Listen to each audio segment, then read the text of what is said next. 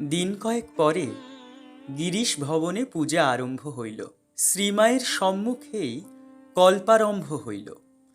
এদিকে আবার বলরাম ভবনে আর এক পূজার সূত্রপাত হইল। সপ্তমীর দিন প্রাতকাল হইতেই দলে দলে ভক্ত আসিয়া শ্রীমায়ের পাদপদ্মে পুষ্পাঞ্জলি দিতে লাগিলেন। ঘণ্টার পর ঘণ্টা ধরিয়া তিনি শত শত ভক্তের অর্ঘ্য গ্রহণ করিলেন। পরে গিরিশ ভবন হইতে সংবাদ পাইয়া পূজা দর্শনার্থে তথায় গেলেন এবং পূজা শেষ না হওয়া পর্যন্ত সেখানেই রহিলেন। মহাষ্টমী দিনেও শ্রীমা বলরাম গৃহে ভক্তদের পূজা গ্রহণ করিলেন। গিরিশ ভবনেও তাহাই করিতে হইল। তখন তাহার শরীর অসুস্থ থাকিলেও চাদর মুড়ি দিয়া তিনি সকলের পূজা স্বীকার করিলেন, কাহাকেও বিফল মনোরথ করিলেন না।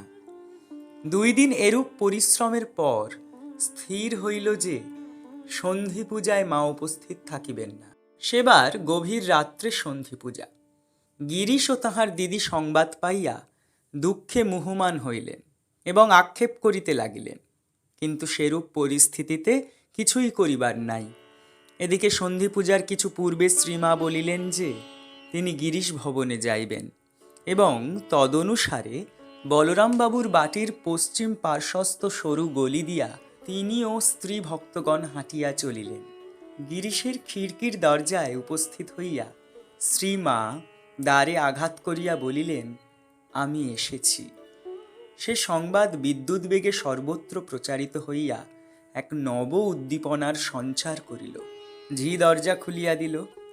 গিরিশ সানন্দে শুনিলেন সাক্ষাৎ জগদম্বা তাহার পূজা গ্রহণার্থে সমস্ত কষ্ট স্বীকার করিয়া এই গভীর রাত্রে সত্য সত্যই পূজা মণ্ডপে অবতীর্ণা। একটু পূর্বে তিনি ভক্তদের সহিত উপরে বৈঠকখানায় বসিয়াছিলেন এবং বলিতেছিলেন যে মাই যখন আসিলেন না তখন পূজা মণ্ডপে যাওয়া বৃথা।